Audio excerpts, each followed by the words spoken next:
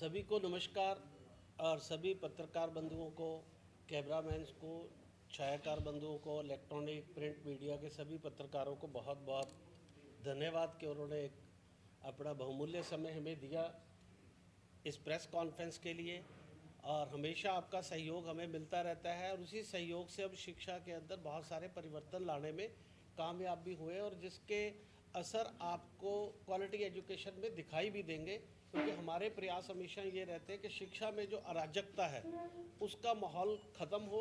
अगर अराजकता बनी रहती है तो शिक्षा की गुणवत्ता पे उसका असर देखने को मिलता है।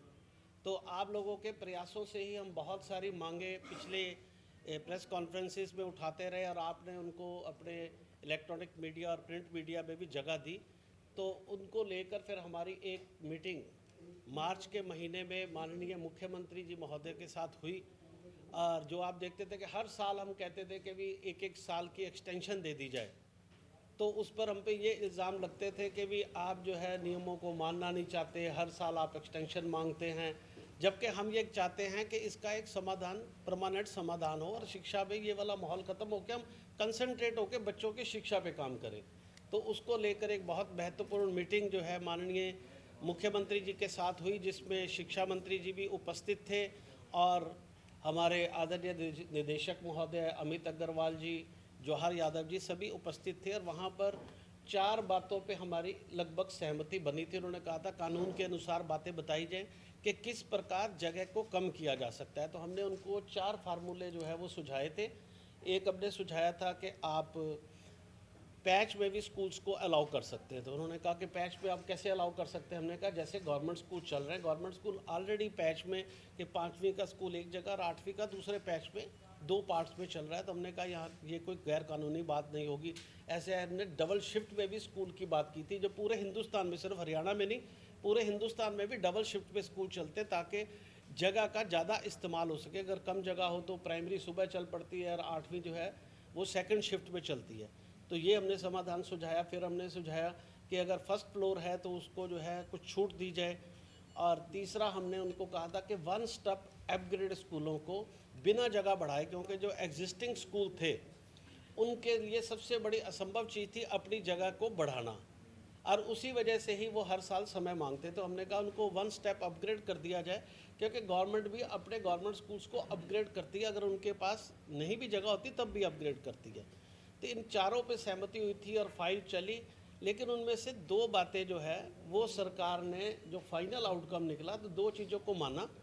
तो हम इतने भी नाशुक्रे नहीं हैं कि हमने 4 बातों पे सहमति हुई और 2 पे अगर बात मानी गई, तो हम 2 चीज़ों का भी धन्यवाद करना चाहते हैं कि सरकार ने 2 बातें मानी। उस पर 1 स्टेप अपग्रेडेशन का, जो 5वीं का स्कूल है उसको 8वीं कर दिया जाए सेम पैच ऑफ लैंड पे, और 8वीं का है उसको 10वीं कर दिया जाए सेम पैच ऑफ लैंड पे। लेकिन उसको रूम्स की जो कंडीशन है वो पूरी करनी होगी और दूसरी कंडीशंस जो ऑलरेडी लगी हैं वो पूरी करनी पड़ेंगे। तो एक ये नोटिफिकेशन लेटर जारी हुआ। और दूसरा हुआ कि अगर आपका फर्स्ट फ्लोर है तो 20% आपकी जगह में और छूट होगी, और अगर सेकंड फ्लोर है तो 5% की और छूट होगी। 2 चीज़ों में सहमति जो 4 में सहमति बनी थी वो 2 मर निकल कर आई, जबकि लेटर 4 के लिए गया था। तो हम उसके लिए शिक्षा मंत्री जी का और मुख्यमंत्री जी का भी धन्यवाद करते हैं। और तीसरी सहमति ये बनी थी कि स्कूल की सीरियसनेस दिखनी चाहिए कि अगर हम ये छूट देते हैं तो स्कूलों को सीरियसली इस पर अप्लाई करना चाहिए। तो उस पर एक बॉन्ड की शर्त रखी गई कि प्राइमरी में 50,000 का 1 लाख का 2 लाख का बॉन्ड जो है ऐसे प्राइमरी, मिडिल और सीनियर सेकेंडरी स्कूल जो है वो सरकार के पास जमा कराएंगे और उनको 2 साल का समय मिलेगा। ये सहमति मुख्यमंत्री जी के साथ बनी थी। लेकिन जब ये लेटर आया तो उसमें जो रिज़ल्ट निकला वो 4 महीने के करीब की जो है समय मिला, जिसके लिए हम उसका तो धन्यवाद करते हैं। लेकिन समय की बात हम कह रहे हैं, जो 2 साल के समय की बात हुई थी और माननीय मुख्यमंत्री जी के साथ बैठकर और माननीय मुख्यमंत्री जी के मुखारविंद से हुई कि उन्होंने खुद कहा और हमने फिर उसको एक्सेप्ट किया, जबकि हम उसको 2 साल को भी एक्सेप्ट नहीं कर रहे थे। लेकिन माननीय मुख्यमंत्री सबसे बड़े संवैधानिक पद पे हैं और इस प्रदेश के अगर कहा जाए तो वो सर्वे सर्वा है, सबसे श्रेष्ठ नागरिक है। तो उनके मुखारविंद से बात निकली हुई को हमने माना। लेकिन जो लेटर निकला उस पर वो 2 साल का समय नहीं है। तो हम धन्यवाद के साथ ये भी कहना चाहते हैं कि माननीय मुख्यमंत्री जी, जब आपके मुखारविंद से 2 साल का समय मिला था तो उस समय को 2 साल ही किया जाए। हम उसको हमने पहले भी स्वीकार किया था, आज भी स्वीकार कर रहे हैं, अपनी बात पे हम बिल्कुल अडिग हैं और आपका धन्यवाद भी करते हैं। तो ये तो रही बात, जो सरकार ने एक अच्छा पहलू प्रस्तुत किया तो उसका हम तहे दिल से स्वीकार करते हुए धन्यवाद करते हैं। अब दूसरा जो मैंने प्रश्न एक बात रखी कि नहीं राष्ट्रीय शिक्षा नीति, राष्ट्रीय शिक्षा नीति जिसको हमारे माननीय प्रधानमंत्री जी नई की जगह राष्ट्रीय शिक्षा नीति कहते हैं, और जिसके एक कारण उन्होंने कहा कि 2047 में भारत को विश्व गुरु बनाना है और उसको नंबर 1 इकोनॉमी में लाना है। अब नंबर 1 बनाना और विश्व गुरु बनाना, ये दोनों चीज़ें संभव तभी हो सकती हैं जब शिक्षा जो हमारी सुदृढ़ होगी। शिक्षा प्रणाली को सुदृढ़ किए बगैर, एलिमेंट्री एजुकेशन को सुदृढ़ करे बगैर, और अर्ली चाइल्डहुड एंड केयर की बात भी इस पे की गई जो पहले हमारी फॉर्मल एजुकेशन में नहीं थी। आप विदेशों में जाएं, जैसे मैं अभी फिनलैंड से होके आया, तो वहाँ 1 साल से बच्चे की एजुकेशन का सिस्टम शुरू हो जाता है और अर्ली चाइल्डहुड पे 7 साल का बच्चा वहाँ पर फर्स्ट क्लास में आता है। उससे पहले बच्चे को बड़ा स्ट्रॉन्ग किया जाता है अर्ली चाइल्डहुड में। तो वो कोशिश इंडिया में भी शुरू हुई, जबकि प्राइवेट स्कूल ऑलरेडी जो है, प्लेवे स्कूल्स आप सब जानते हैं, आपके बच्चे भी बहुत लोगों के पढ़ते हैं कि प्लेवे स्कूल, प्राइवेट स्कूल पहले ही चला रहे थे इस प्रचलन में। नर्सरी, LKG, UKG भी चला रहे थे, यानी प्राइवेट स्कूल काम कर रहे थे, लेकिन सरकारी स्कूलों में या फॉर्मल एजुकेशन का ये हिस्सा नहीं थी। राष्ट्रीय शिक्षा नीति में इसको हिस्सा बनाया गया तो शिक्षा मजबूत हो। लेकिन जो मेरा सवाल इसमें ये है कि वो तब हो सकती है जब स्कूल संचालक बेफिक्र होके नियमों की आड़ में वो परेशान ना हो, अपने स्कूल को बचाने के चक्कर में ही ना पड़ा रहे। तो उसमें अभी कुछ ना कुछ और संशोधनों की ज़रूरत है, और हम भी जब जाते हैं तो बहुत सारे संशोधनों की ज़रूरत होती है। उतना जो है मुख्यमंत्री जी के पास समय की कमी रहती है, शिक्षा मंत्री, क्योंकि वो उनके पास और भी बहुत सारे काम होते हैं, तो उस वजह से कई बार इतनी बातें नहीं रख पाते हैं या उतनी बातें नहीं पहुंच पाती। तो उस पर जैसे हमने प्लेज मनी का एक मामला बहुत पहले से उठाया हुआ है, पूरे देश में अगर आप देखें तो माननीय शिक्षा मंत्री जी ने इसको फॉरवर्ड भी किया हुआ है विद देयर रिकमेंडेशन। हमने उसमें साउथ की प्लेज मनी भी बताई हुई है, दिल्ली की प्लेज मनी भी बताई हुई है जो देश की राजधानी है, हमने CBSE की प्लेज मनी भी बताई हुई है, हमने हिमाचल की प्लेज मनी भी बताई हुई है, हमने तेलंगाना की प्लेज मनी भी बताई हुई है, हमने उत्तर प्रदेश जो देश का सबसे बड़ा राज्य है उसकी प्लेज मनी भी बताई गई है।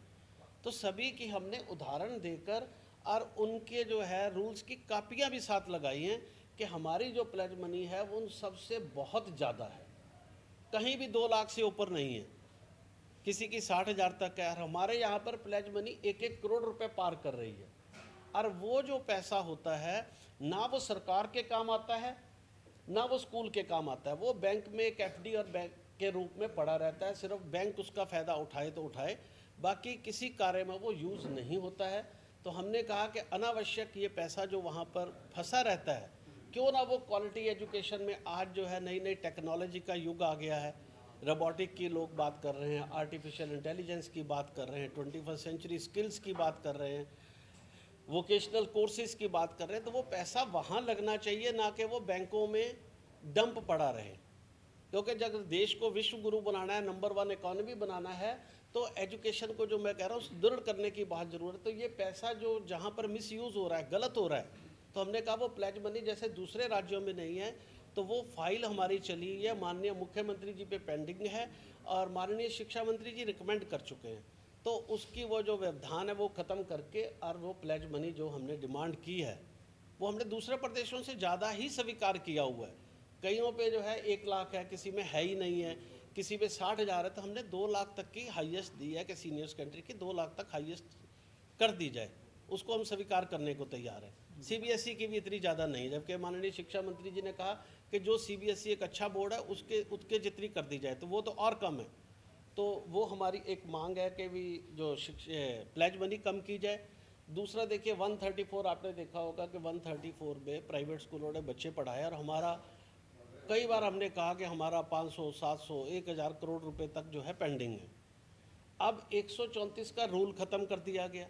जब रूल ख़त्म हो गया, बच्चे अभी भी स्कूल में पढ़ रहे हैं। हमने अपनी सामाजिक जिम्मेदारी समझते हुए, जो इल्ज़ाम हम पर लगता है, 2 साल हो गए 134 को ख़त्म हुए, सामाजिक जिम्मेदारी समझते हुए उन बच्चों की शिक्षा कंटिन्यू रखी है। और उनकी कंटिन्यू रखने के बावजूद अभी तक ना हमारा पुराना पैसा मिला है, जब और अगला पैसा भी मिलना चाहिए। हमने इस बार सरकार के साथ मीटिंग में बात की, हमने कहा चलो ठीक है, अब रूल्स वैसे जब ख़त्म हो गया तो उन बच्चों के दाखिले का औचित्य नहीं रहता, लेकिन समाज में बच्चे सबके साझी जिम्मेदारी हैं, कलेक्टिव रिस्पॉन्सिबिलिटी है। हमने अपनी रिस्पॉन्सिबिलिटी निभाई। अब सरकार को बिल्कुल लीगल और सामाजिक जिम्मेदारी निभाते हुए, संवैधानिक जिम्मेदारी निभाते हुए पिछली पेमेंट भी देनी चाहिए, और जो अगले बच्चे पढ़ रहे हैं उनकी, मैंने कहा चिराग के अनुसार उनकी पेमेंट तय कर ली जाए। जो पिछली मीटिंग में सुधीर राजपाल जी भी हमारे साथ थे, डायरेक्टर महोदय भी थे, मंत्री जी भी थे, तो एक सहमति बनी कि ठीक है चिराग वाली पेमेंट हम कर देते। तो हमने कहा इसका भी व्यवधान दूर किया जाए। उसके बाद एक चिराग पॉलिसी, आप सबको जानते पता होगा कि माननीय मुख्यमंत्री जी की महत्वाकांक्षी एक योजना आई कि जो गवर्नमेंट स्कूल में बच्चे प्राइवेट स्कूल आना चाहते हैं, मनवीर जी, वो अगर गवर्नमेंट स्कूल से प्राइवेट स्कूल आते हैं तो उनको 1100 रुपये तक जो है वो सरकार पैसा देगी। तो एक चिराग स्कीम चलाई गई, उसमें बहुत सारे बच्चों ने एडमिशन ली। एक साल में 90% के करीब जो है भुगतान भी हुआ, लेकिन अगले साल उस पर अड़चन डाल दी गई, और जो स्कूलों ने एडमिशन कर ली उनके पैसे जो है, उनकी एडमिशन ही रद्द कर दी गई। अब एडमिशन तो स्कूलों में हो गए, अब उनको आप वापसी कैसे करेंगे? तो हमने इस मीटिंग में भी बात उठाई, तो माननीय सुधीर राजपाल जी ने, जो हमारे ACS महोदय, उन्होंने जो अड़चन थी उस अड़चन को उन्होंने कहा कि ये कोई एक्ट के अंदर नहीं है, इसको हटाया जाए और इसको सिंप्लीफाई करके इन दाखिलों का रास्ता निकाला जाए, ताकि अनावश्यक रूप से प्राइवेट स्कूलों पे बोझ ना पड़े। अगर 134 की पेमेंट भी नहीं मिलेगी, चिराग की पेमेंट भी नहीं मिलेगी, तो जो रेस्ट ऑफ बच्चे होंगे उन पर एक तो ज़्यादा बोझ पड़ेगा, और दूसरा जो है शिक्षा की गुणवत्ता पे असर पड़ेगा। अगर स्कूल के पास संसाधन नहीं होंगे, इतना बोझ स्कूल नहीं सह सकते। तीसरा, हमारी एक और मांग है, CLU की एक बहुत बड़ी समस्या प्राइवेट स्कूलों को फेस करनी पड़ रही है। पिछली सरकार के समय में उसमें 33 फुट का एक रास्ता जो है, उसके अंदर एक बहुत बड़ी अड़चन है। जो स्कूल पुराने बने हुए हैं उनको एक समय पर एक टाइम की एक छूट दी गई थी कि 11 फुट का भी रास्ता अगर हो तो उनको CLU देने का रास्ता उस पर निकला था। तो हम कहते, जब वो क्षणिक कुछ स्कूलों को छूट मिली थी, तो जो स्कूल पुराने चल रहे हैं वो CLU लेने को तैयार है। वो जो 11 फुट का रास्ता है वो सबको पुराने स्कूलों को अलाउ कर दिया जाए, तो उससे भी प्राइवेट स्कूलों की बहुत सारी समस्याएं खत्म होंगी। तीसरा ये आएगा कि जब नई राष्ट्रीय शिक्षा नीति आई तो पहले था 5+3 5 +3 8 +2 +2, यानी 5 8 10 और 12, ये एक पैटर्न था। अब आ गया 5+3+3+4, ये एक पैटर्न शुरू हो गया। पहले 5 में जो है नर्सरी, LKG, UKG और फर्स्ट सेकंड ये क्लासेस उस पर शामिल हो गई। अब उस पर क्या किया गया, जो दूसरी विसंगति मैं बताना चाहता हूँ, ये विसंगतियाँ अगर आएंगी तभी हम देश को एक मजबूत शिक्षा प्रणाली दे सकते हैं और बच्चों को गुणात्मक शिक्षा दे सकते हैं, हमारा जो मकसद है। अब इन्होंने कह दिया कि जो बाल कल्याण विभाग है वो नर्सरी, LKG, UKG की मान्यता देगा।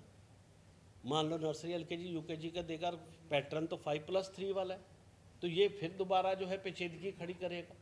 तो हमें ऐसी पेचीदगियों का बैठकर जो है एक सही नीति के हिसाब से काम करना चाहिए। ये नहीं कि हम 24 घंटे हम परेशान रहे, हम ढंग से पढ़ा ही ना सकें या फाइनेंशियल बोझ में फंसे रहे और पेरेंट्स भी हमसे नाराज़ रहें।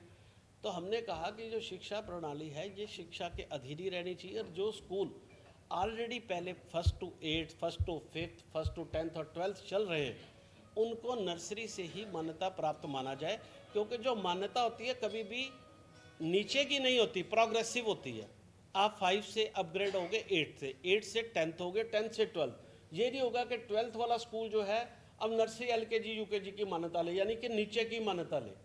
MA करने के बाद कोई 10th नहीं किया करता, या उसको कहो जी अब जो है पॉलिसी नहीं आ गई, आपने नर्सरी, LKG, UKG नहीं की थी, आपने पहले से पढ़ाई शुरू की थी और BA की है, अब नर्सरी, LKG, UKG भी करके लाएं, तब आपकी जो है MA की क्वालिफिकेशन मानी जाएगी।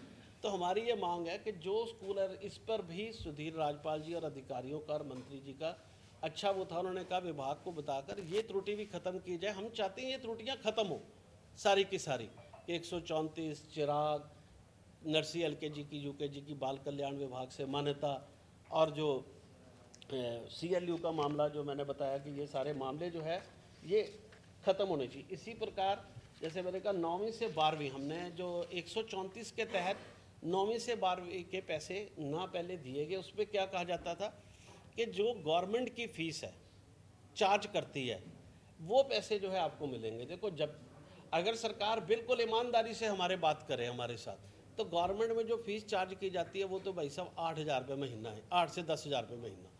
लेकिन वो कागजों में दिखाते हैं कि हम 5 रुपये लेते हैं, लगते 8 से 10,000 रुपये हैं। अदरवाइज वो टीचर्स को 50, 60, 70,000 की सैलरी कहाँ से देते हैं? वो सिर्फ कागज में दिखते नहीं हैं, इनडायरेक्टली लगते हैं। लेकिन दूसरा भी प्रश्न है, जब से मॉडल संस्कृति स्कूल खुले आपने देखा होगा, तो उनमें गवर्नमेंट स्कूल में भी फीस है ना, तो अब तो गवर्नमेंट वहाँ भी फीस ले रही है।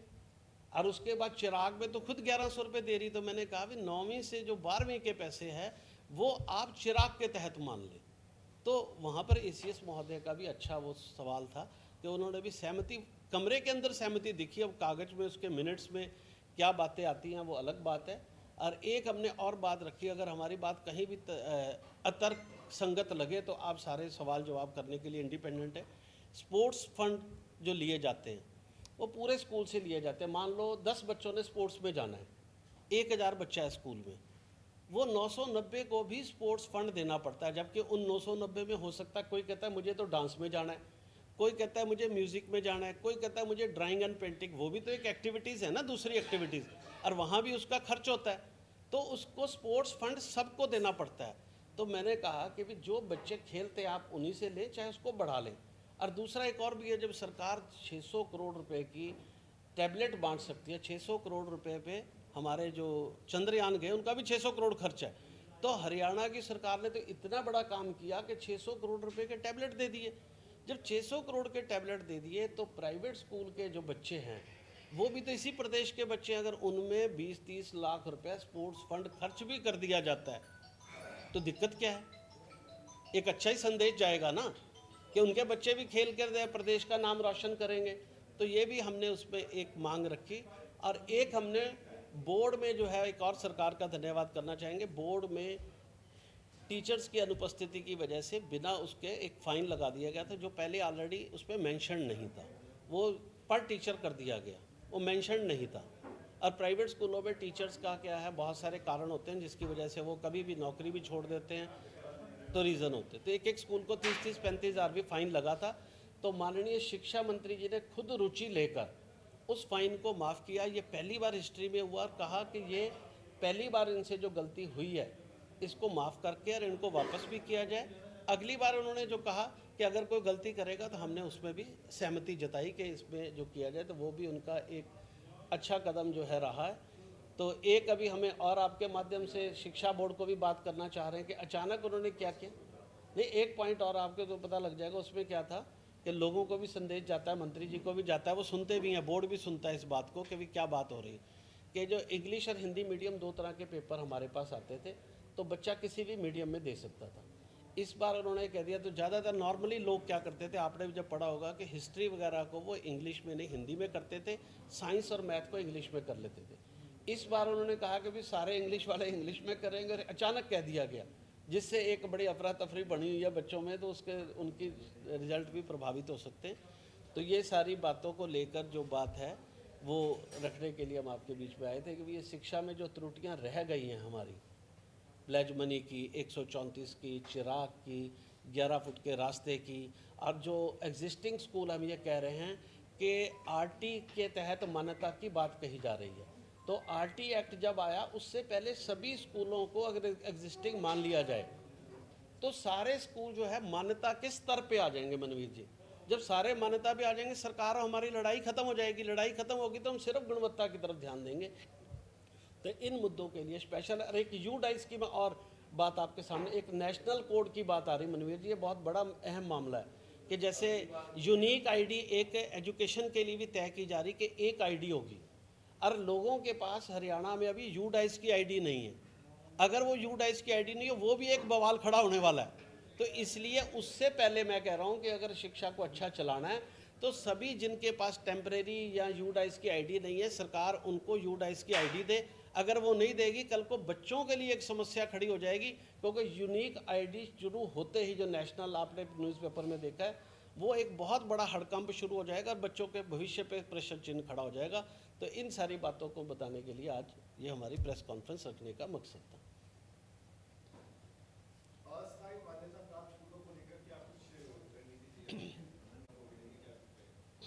देखिए, इस पर एक बहुत बढ़िया स्टेप है, उन्होंने 2 तरह की छूट इसमें दी है, जबकि हम 2-3 चीज़ें अभी और मांग रहे हैं। जैसे मैंने कहा 2 साल का हम समय मांग रहे हैं इनके लिए, कि जो 2 साल समय नहीं दी। उन्होंने कहा कि जो स्कूल 8वीं तक है वो सेम पैच ऑफ लैंड पे 10th हो जाएगा, और जो 10th है वो सेम पैच ऑफ लैंड पे 12th हो जाएगा, तो इससे बड़ी राहत मिलेगी। दूसरा उन्होंने कह दिया कि जगह की भी उन्होंने कर दी 20% फर्स्ट फ्लोर पे छूट दे दी और 5%। तो इससे मेरे ख्याल से 80% या 85% स्कूलों को फ़ायदा मिलेगा। बाकी अड़चने हैं, और भी अड़चने हैं कि कई जगह पर लीज डीड नहीं हो पा रही। तो लोगों की मांग ये है कि हिमाचल में नोटरी का जो है पता चलता है, तो वो लीगल कई जगह पे लाल डोरे की या बहुत सारी ऐसी पंचायती जगह है जहाँ पर लीज़ नहीं हो रही। तो हमारी वो भी मांग है कि उनको जो है नोटरी की डीड पे दे दिया जाए, ताकि ये हम चाहते हैं अड़चने ख़त्म हो। स्कूल तो चल रहा है ना, बोर्ड में एग्ज़ाम दे रहा है, उसके भवन की सारी शर्तें पूरी है, उसकी एजुकेशनल टीचर्स की क्वालिफिकेशन की शर्तें पूरी है। तो ये अड़चने सरकार को ख़त्म करनी चाहिए। अड़चने रख के फ़ायदा क्या होगा?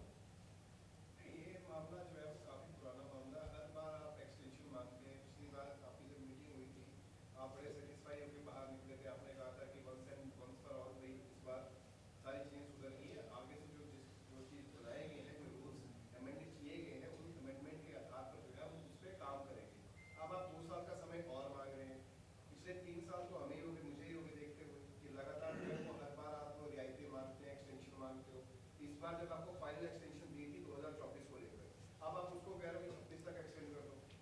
मतलब अब फेडरेशन ऑफ प्राइवेट स्कूल चाहती क्या है? लीगल को इलीगल, इलीगल को लीगल, कब तक आखिरकार? जब आपको प्रोविजन दे दिए उसके बावजूद आप प्रोविजन पे काम नहीं कर रहे। रवि जी, ये जब मुख्यमंत्री जी के साथ बैठे हैं तो ये फाइनल फैसला हुआ है कि स्कूल बॉन्ड भरेंगे, और उनको इन शर्तों को, मान लो किसी को कमरे बनाने हैं, 2 दिन में तो कमरे बनते नहीं हैं, तो उनमें 2 साल का हमने कहा था। तो उनमें माननीय शिक्षा मंत्री, मुख्यमंत्री जी ने सहमत करके पत्र भी जारी कर दिया।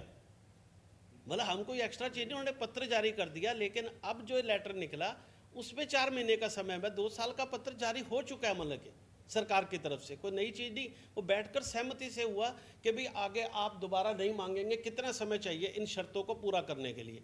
तो मैंने कहा सर 2 साल का समय दे दीजिए। किसी को कोई फंड भी इकट्ठा करना होता है, किसी को स्ट्रक्चर को चेंज करना है। स्कूल लगे हुए हैं, एकदम स्ट्रक्चर कैसे चेंज करेंगे आप ये बताइए? अगर हम बिल्डिंग को तोड़कर बनाने लगते हैं तो बच्चे कहाँ जाएंगे? तो वो छुट्टियों पे काम करेंगे ना, तो उसमें वक्त लगता है। उस पर हमने 2 साल का समय मांगा था, तो वो माननीय मुख्यमंत्री जी ने मान लिया था, पत्र भी जारी हो गया। अब कोई हम अनावश्यक चीज़ नहीं मांग रहे हैं, जो सहमति हुई है उसी की बात कर रहे हैं।